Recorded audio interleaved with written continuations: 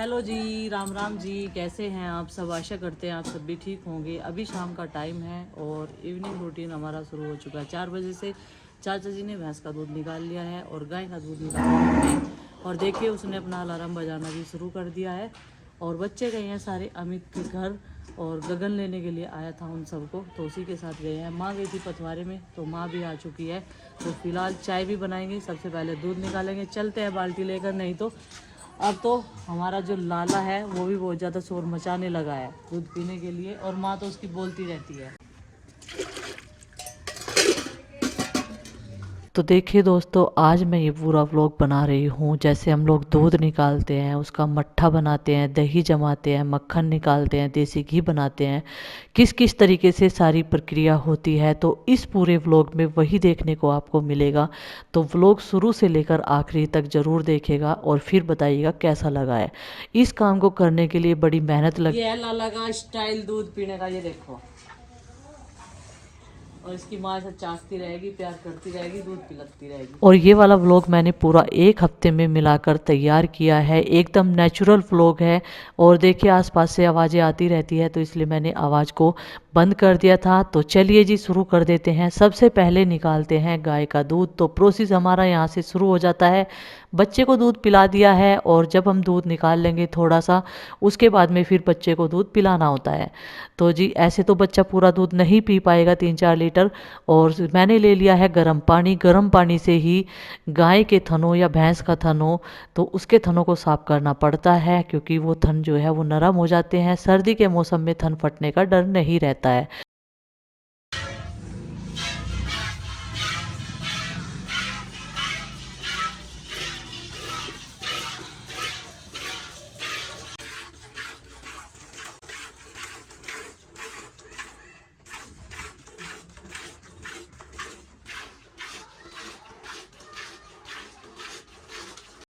निकाल लिया है दूध, अब चलते हैं चाय बनाते हैं और लाला को पिलाएंगे बचा हुआ दूध चाचा जी, क्योंकि इसे पिलाने में टाइम लगेगा। बाद में इसकी माँ पिलाती रहती है काफ़ी देर तक।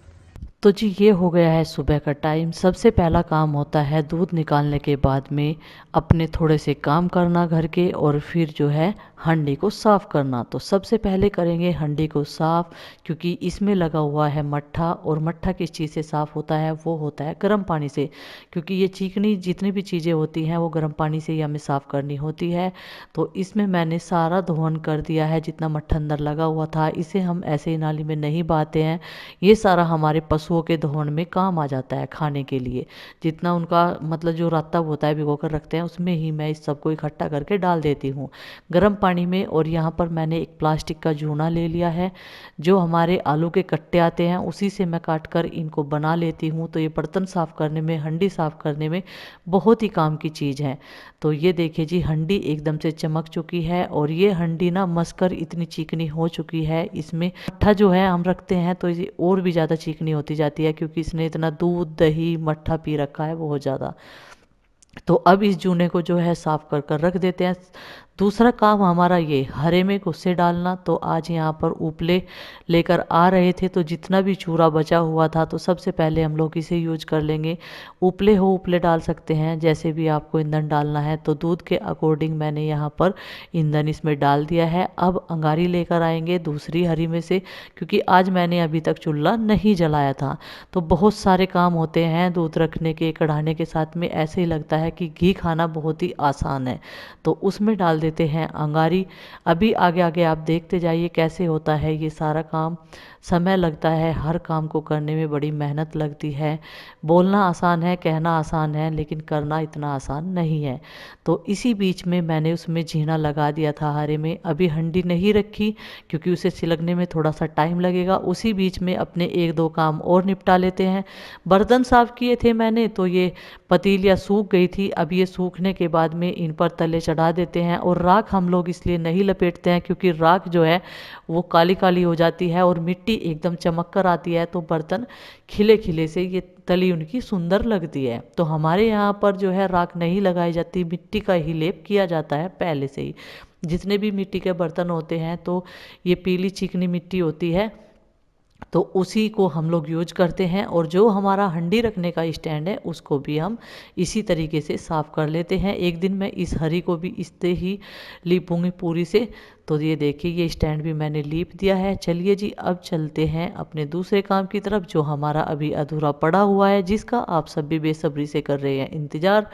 तो ये है हमारा मिट्टी का चूल्हा। सबसे पहले ये सारे मिट्टी से जितने भी लिपाई पुताई के काम हैं मैं वो निपटा रही हूँ, क्योंकि आंगन एकदम क्लीन ही अच्छा लगता है और कोई ना कोई आए दिन आ ही जाता है मिलने वाला।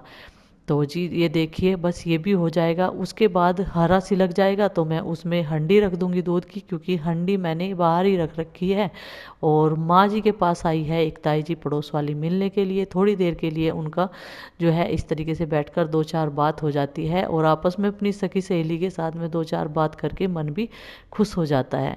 तो मिट्टी का चूल्हा साफ़ हो चुका है, बस पीछे की साइड से रह गया। और अभी यहाँ पर आसपास में मुझे पोछा भी लगाना है, क्योंकि फिर मुझे यहाँ पर खाना भी बनाना है। तो ये काम भी हमारा निपट चुका है। और उधर देखिए हरे में धुआं पूरी तेज़ी से चल रहा है और इन सारी पतीली को लाइन में लगा कर रख देते हैं इधर चूल्हे के पास में। ये वाला एरिया हो गया है एकदम साफ़ सुथरा। तो आ गई हूँ मैं दोनों बाल्टियाँ लेकर। ये दूध रखा था भैंस का रात का, जैसे हम लोग कढ़ाने के लिए रखते हैं तो उसमें उतना ही पानी भी डालना पड़ता है। गाय का दूध चाय पानी में इस्तेमाल हो जाता है, सुबह के टाइम बच्चों के लिए दूध गर्म होता है, चाय बनती है। तो यहाँ पर देखिए मैंने जो भैंस का दूध है वो सुबह वाला भी इसमें डाल दिया है। और जितना भी बर्तनों में लगा रहता है चिपका रहता है उसे थोड़ा सा गर्म पानी डाल के सारे को इसमें ही धोकर डाल देते हैं, क्योंकि दूध दही मट्ठा कभी भी हमें वेस्ट नहीं करना चाहिए। और इसमें मैंने सुबह दूध गर्म किया था तो ये बचा हुआ था, ये फीका दूध था, तो मैंने सोचा ये बर्तन भी धोकर इसमें ही डाल देते हैं, क्योंकि ये भैंस का दूध था और इस पर अच्छी खासी मलाई आ जाती है। तो ये भी मैंने इसमें डाल दिया और सारे बर्तन फिर से कितने सारे हो गए हैं देखिए। मतलब दूध दही के साथ में बर्तन भी बहुत ज़्यादा मात्रा में हो जाते हैं। जितने बर्तन मैंने नाश्ते के साफ़ किए थे उतने ही ज़्यादा हो गए हैं। और इस जग में रख देते हैं शाम की चाय बनाने के लिए दूध, क्योंकि दिन भर में 2-3 बार चाय बन जाती है। तो ये जग मैंने भर दिया है। अभी इस डब्बे को भी धो लेते हैं थोड़ा सा पानी डालकर। तो किनारों पे जो है वो चिपका हुआ है, क्योंकि इसको रात के टाइम हम लोग छान कर फ्रिज में रख देते हैं। तो इसके दूध के अकॉर्डिंग मैंने इसमें पानी डाल दिया है। अभी ये वाली बाल्टी रह गई थी, इसको भी धो लेते हैं। और उधर हरा भी जो है अच्छे से सिलक गया है। और हंडी को बड़ी सावधानी से उठाना पड़ता है, यूँ ही नहीं लेकर जाना पड़ता, बहुत ही सावधानी से लेकर जाना पड़ता है।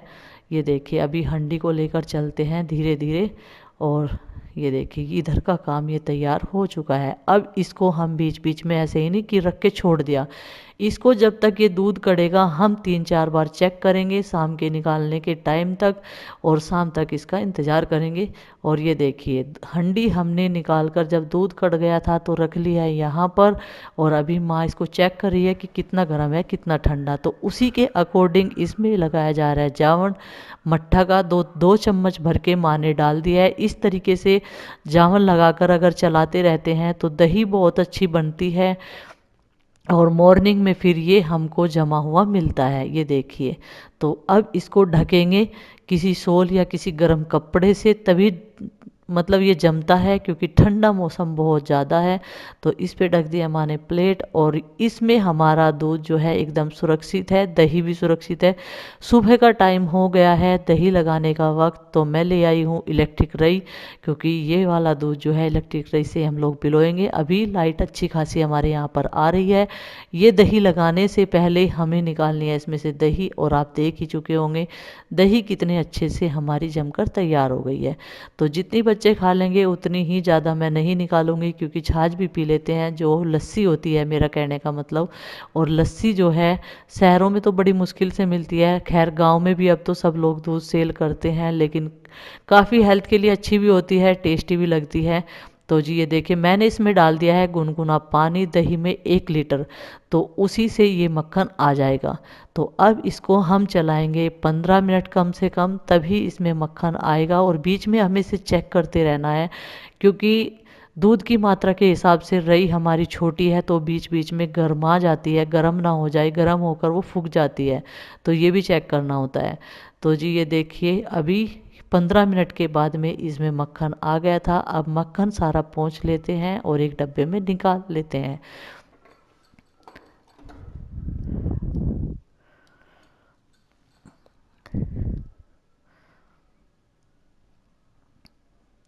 मक्खन बच्चों को काफ़ी पसंद होता है, टेस्टी लगता है। बासी रोटी के साथ में तो और भी मज़ा आ जाता है खाकर। जब सुबह के टाइम चाय पीते हैं ना, तो बासी रोटी होती है ना उसके साथ में। लेकिन ये थोड़ा सा लेट निकलता है, इसे बेलने में टाइम लगता है। सुबह जल्दी होती है बच्चों को स्कूल में भेजने की, तो इस वजह से जब भी टाइम लगे तभी अपना काम कर लो, कोई नहीं, हमें जल्दी है। तो जी रही को मैंने साफ़ कर लिया है। अब हंडी के कर लेते हैं किनारों से, क्योंकि किनारों पे भी घी मक्खन जो है वो बहुत ज़्यादा चिपका रहता है। और मक्खन मैं निकालूंगी डब्बे में, क्योंकि 3-4 दिन का डब्बे में इकट्ठा करके फिर हम बनाएंगे इसका देसी घी। ये देखिए, तो जी अभी निकाल लेते हैं। और मक्खन लस्सी पीने का खाने का आपका भी मन कर गया होगा, मुझे पता है। कई सारे लोग सवाल पूछते हैं, माँ जी दही कैसे बनाती है, आप लोग मक्खन कैसे निकालते हैं। तो आज मैंने पूरा व्लॉग उसी का तैयार किया है, तो आप लोग ध्यान से देख लीजिएगा। अभी संडे स्पेशल में मक्खन से देसी घी बनाने की यहाँ पर ये तरीका देसी, और माँ ने इसमें ठंडा पानी डाल दिया है।